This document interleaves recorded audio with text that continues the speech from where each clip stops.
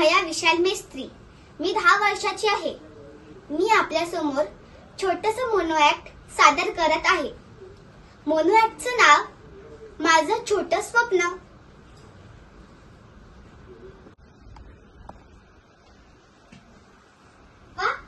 आज शाळेत स्पर्धेसाठी माझं नाव आलंय. मी नाच करणार, गाणं म्हणणार की गोष्ट सांगणार. अरे बापरे, माझं कुठं जोरात धडधडतंय विचार करून. पण आई म्हणते आधी अभ्यास, स्वप्नानंतर बघायची. अभ्यास नसेल तर काहीच नाही मिळणार म्हणे. पण स्वप्न नसतील तर कसं जगायचं? मला मोठं झाल्यावर डॉक्टर व्हायचंय, कारण आजोबा नेहमी आजारी पडतात. पण मी मोठं झाल्यावर फक्त इंजेक्शन देणार नाही.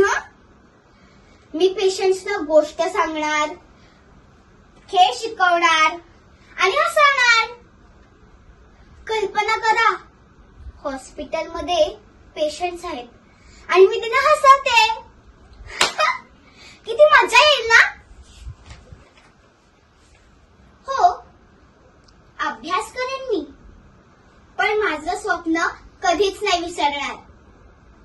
कारण स्वप्न असतील तर प्रत्येक दिवस नवा वाटतो.